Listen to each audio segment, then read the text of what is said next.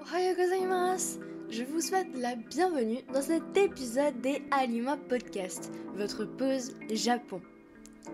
Pour ce nouvel épisode, je vais vous parler d'un artiste très connu et je suis sûre que la vague de Kanagawa vous dit quelque chose.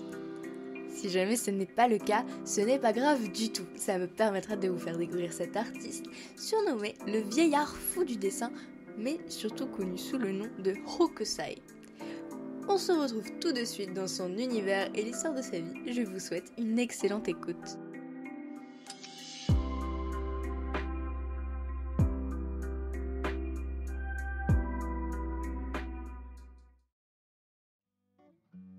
Commençons donc cet épisode en bonne et due forme.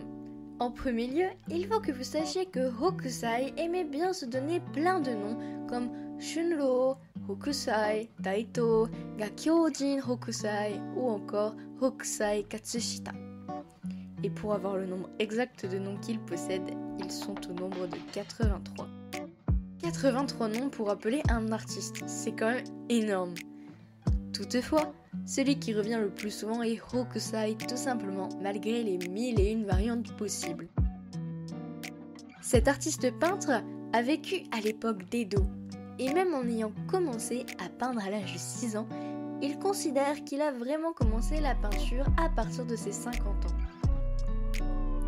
Néanmoins, c'est à l'âge de 14 ans qu'il a commencé à entamer une professionnalisation de sa peinture, puisqu'il a fait une formation artistique pendant près de 18 ans avec pour tuteur un maître de la gravure sur bois, aussi connu sous le nom de ukiyo-e. Cet art est un mouvement artistique voulant dire monde flottant et permet d'imprimer des estampes sur du bois. Mais celui-ci n'a pas été très bien accueilli par les Japonais qui considéraient cette forme d'art comme vulgaire car ils le voyaient comme une expression très raffinée d'un quotidien non sublimé. Après les 18 longues années passées auprès de son maître, Hokusai va continuer son parcours en entrant dans l'école de Tawaraya, dans laquelle il va enrichir sa technique du portrait pour commencer à représenter des femmes élégantes. Mais à 38 ans, il va s'émanciper pour créer son propre atelier dans le but de développer son style artistique à lui. Lorsque son atelier est créé, Hokusai va vouloir donner une morale en dépeignant des œuvres avec des thématiques dramatiques. C'est à partir de là qu'il a créé sa série d'estampes en 15 volumes intitulée La Manga.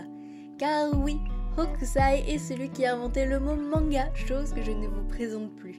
Mais sachez qu'à l'origine, ce mot avait comme sens initial dessin libre.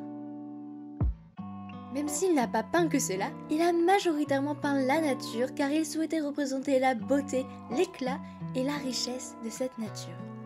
On peut compter par exemple sa série d'estampes Les 36 vues du mont Fuji, là où se cache la Lady de Vague de Kanagawa que l'on voit un petit peu partout aujourd'hui. Mais il aura peint des fleurs, des oiseaux, la mer ou encore la montagne.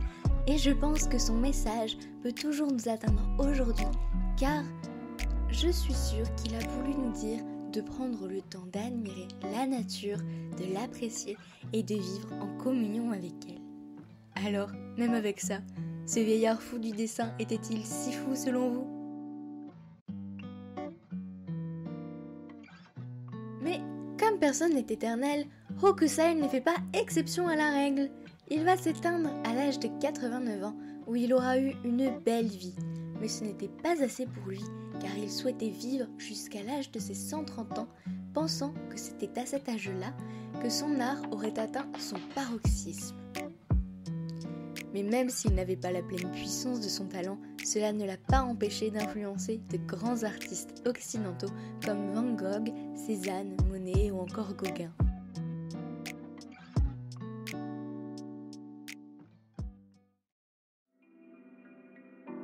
J'espère de tout cœur que tu as apprécié et savouré cet épisode. Si jamais c'est le cas, ce que j'espère, je t'invite à t'abonner, à liker et même à me laisser un petit commentaire auquel je te répondrai avec grand plaisir. Et tu peux même en complément venir me suivre sur mes réseaux sociaux qui se trouvent en description pour suivre l'actualité de mon site ou pour découvrir de petits mots de japonais. Sur ce, je vous souhaite à tous une bonne journée ou une bonne soirée et je vous dis à la prochaine pour un nouvel épisode. Matane!